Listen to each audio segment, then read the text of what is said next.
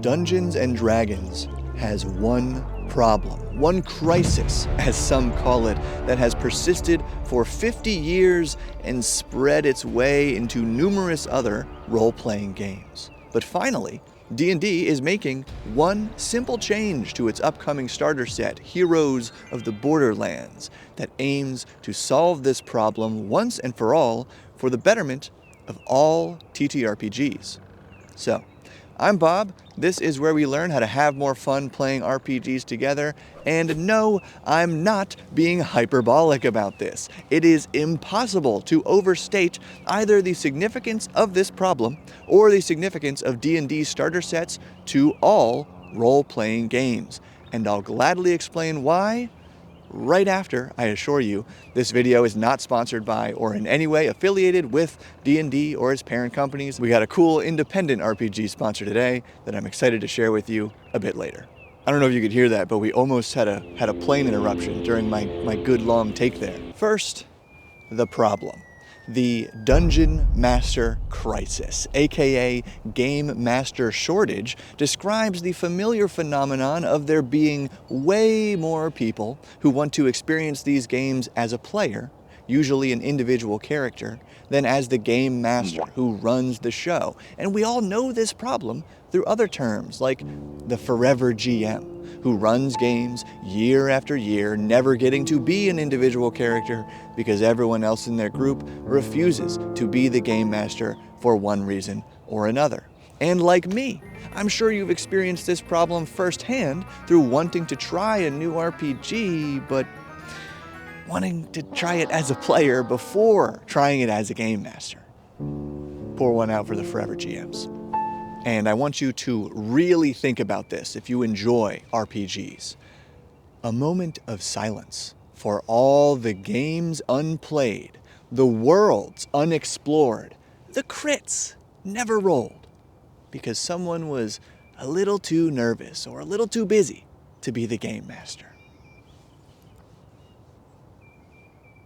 Truly an incalculable amount of fun lost to the DM crisis. But since we can't possibly blame ourselves, we could point the finger at D&D. People love doing that. Yeah, screw you, Wizards of the Coast.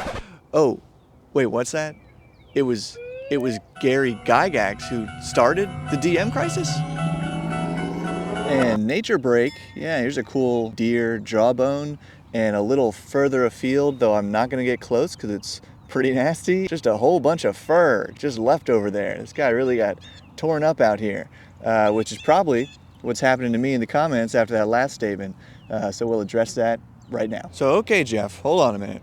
But depending on your interpretation, yes, to keep the history brief, because I am excited to talk about this new starter set, original Dungeons & Dragons back in 1974 begins with a foreword by Gary Gygax, part of it saying, "The campaign referee will have to have sufficient time to meet the demands of his players. He will have to devote a number of hours to laying out the maps of his dungeons and the upper terrain of the affair before it begins."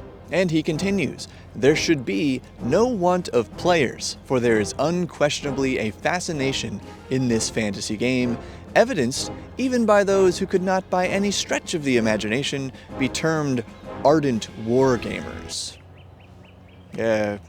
Okay, that first part is a fair warning. Even today, the GM often puts in hours of prep before a session, while the other players just get to show up. And back in 1974, DMs didn't have internet tutorials for how to prep efficiently. They didn't have years of experience playing RPG video games to draw upon. They didn't even have a dang Dungeon Master's Guide until 1979. No, Gygax, Arneson, and the boys were inventing an entire genre of gaming mostly based on pulp fiction novels. And thus, maybe to sell the idea for why you should want to put in way more time than your fellow players, the boys kinda dug the foundations of the DM crisis. There should be no want of players, ... even by those who could not by any stretch of the imagination be termed ardent wargamers. Yeah, it's a fun little jab at the players to help bolster the referee, but also driving a little wedge between, those filthy casuals who just enjoy fantasy gaming, and the true gamers, the ardent wargamers, like you and me. And that sentiment really ramps up in this book, where Gygax famously says, "You must view any non-DM player possessing it as something less than worthy of an honorable death." Obviously still a joke, but still enforcing this idea that some people should read all the rules and run the game, while the overwhelming majority of players should not. So back then and today, whether it's to keep the full game kind of mysterious for the players, or merely because player rules and GM rules can't physically fit in one book, it is inarguable that when a game walls off their GM rules into a separate book and simply into a separate purchase, then it is harder for the overwhelming majority of players to read them and to realize, oh yeah, I could run this game. And then saying, "Hey, 5 friends, let me introduce you to this fine product I want to run." So yeah, modern TTRPGs, D&D included, are shooting themselves in the foot trying to follow in old D&D's bloody footsteps. This company didn't survive, guys. The game did, but the company didn't. So why are we still doing this? Okay, got a little worked up there. I think I need to calm down by talking about a smart and helpful indie RPG book. Today's sponsor, The Tome of Intangible Treasures 2. Yes, because people loved the first one so much, they're making a new standalone book of fantastic treasure. But not your typical magic items. These intangible treasures are 300 boons and charms, rewards given by powerful creatures or harvested and crafted by your characters. And that part's compatible with the crafting in Heliana's Guide to Monster Hunting by popular demand, but all 300 treasures, 100 new monsters, and the ritual enchanting system introduced in this book are designed to fit all versions of 5th edition. The monsters are detailed with hooks, combat tactics, and treasures, from the glorious Pride King's coruscating roar that may blind, deafen, and irradiate your foes, to the Jewel Bird's defense, refracting and resisting a damage type of your choice. Plus hundreds more cool abilities. But speaking of birds, great segue, there's an early bird reward, a beautiful sharp resin D20, and add-ons for the full dice set, treasure cards, monster minis, and more. So if you want to support a fun, independent 5e book, use the link below to get notified when the Tome of Intangible Treasures 2 goes live on BackerKit soon. And Nature Break Part 2, yikes, I found the deer's tail. We're like 100 yards away from where the rest of it was. Oh yeah, man, hope the comments aren't that bad. Though they might be, because it's taken forever to finally get to talking about the starter sets. Now, the undeniable significance of D&D starter sets to the entire RPG hobby. For a little data as a treat, sales of the D&D 5e books and boxes from 2014 to 2024 placed the D&D starter set Lost Mine of Phandelver as the number 2 product behind the Player's Handbook. Admittedly, what gets the starter set to number 1 is more anecdotal, but hear me out, because I think it's more than reasonable. 1. I assume the overwhelming majority of people new to the hobby of TTRPGs start with Dungeons & Dragons, because it is the one and only game that has ever even touched the mainstream. Yes, Jeff, it is cool that you started with Traveller. But for the vast majority of folks, they either played some D&D at some point, or their brother used to play it, or they heard about it in a TV show, probably Stranger Things. 2. That new person who just knows about D&D, wants to try it, but doesn't know anyone who plays today, that person is probably going to go online and buy the Player's Hand. Oh, wait, what's this? A D&D box that comes with the dice I need, and oh, it only costs half as much as the book, and it's designed for beginners like me. Okay. 3. Since we've established that this person doesn't know anyone who plays D&D, they're about to call out, "Hey, 5 friends, let me introduce you to this game I want to run." But here's the clincher. If that D&D starter set is too confusing or just not fun, that's a whole group of new players who get a bad experience with TTRPGs, and they may never bother to try another one. Alternatively, if that D&D starter set is intuitive and fun, that's a whole group of new players who may gradually become more and more interested in D&D, and only then might they seek out other TTRPGs that better suit their playstyle. And then they can introduce their friend Jeff to Traveler. That is like the TTRPG pyramid scheme, except in reverse, because the higher up you are, probably the more money you lose, because you're spending a ton of money on RPG stuff, more than the people that you introduce to it. Therefore, I believe the D&D starter sets are the rising tide that lifts all boats in the tabletop game industry.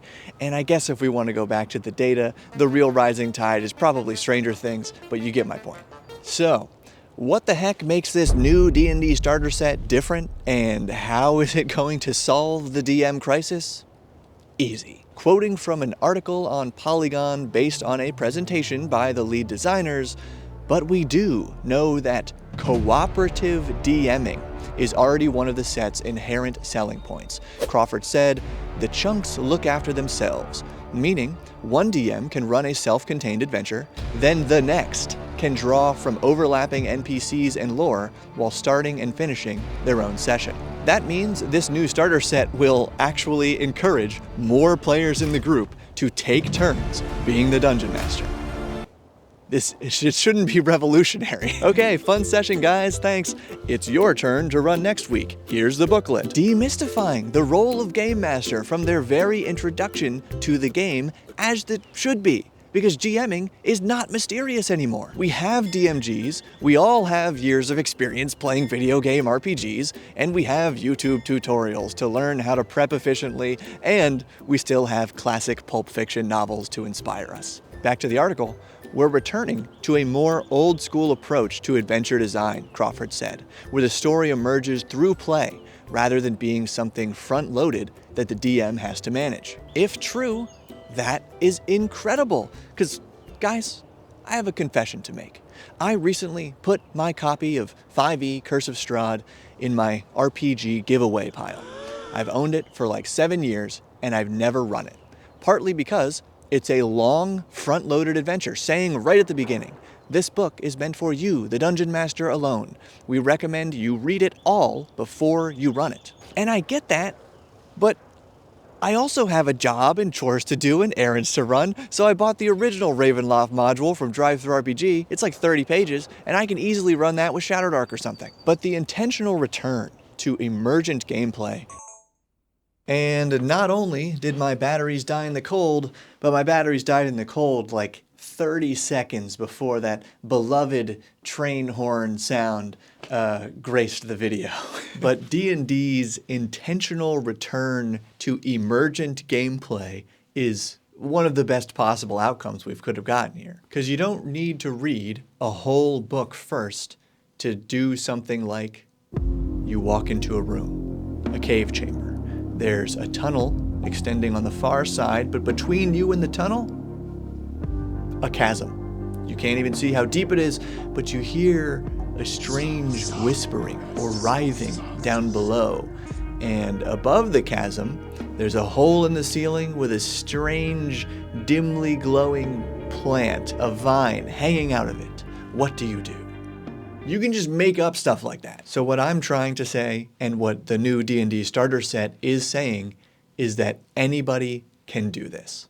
Not just ardent wargamers, and you don't need to read a giant adventure novel before you can run a few fun sessions of D&D. And sure, like any skill, some new folks will be better GMs than others based on their prior relevant experience, but also like any skill, you mostly learn how to be a better game master by running games, making mistakes, then reading or watching videos for tips, and running some more games to try out those tips. You won't become a better GM if you're too nervous to ever give it a shot or just can't find the time to read one of those big modules. Now, to be specific, we know the new starter set has one rulebook for players and game masters. That's a great sign. Then there's a bunch of cool tokens and cards and maps, yada yada, but most importantly for our discussion, it has 3 adventure booklets: Keep on the Borderlands, Wilderness, and Caves of Chaos. So it is not clear yet if they are suggesting one GM runs one adventure booklet, then another GM runs the next adventure booklet, and so on, or if you can truly trade off GMing between every session, or if it's something in between, like each booklet having several mini quests and trading off between those. And this is completely unrelated, but I have to talk about it. They totally copied Daggerheart horizontal character sheet with cards on top of the sheet. Oh, sorry, tiles. They call them tiles. And the funny part is that Daggerheart walked back this design and reverted to a vertical sheet with their cards off to the side because I guess too many people complained. But I like this approach and I'll be excited to try it when this set comes out in the fall. And one more thing, they dropped ability scores from these character sheets. I love it. It's just modifiers. This is the new edition of D&D, not those 2024 books. Don't worry about those. So thanks again to our awesome sponsor. Thanks to all the Bob World Builder patrons who got some exclusive videos of me rambling about this news back when it was news. Consider joining. Links everywhere. Keep building.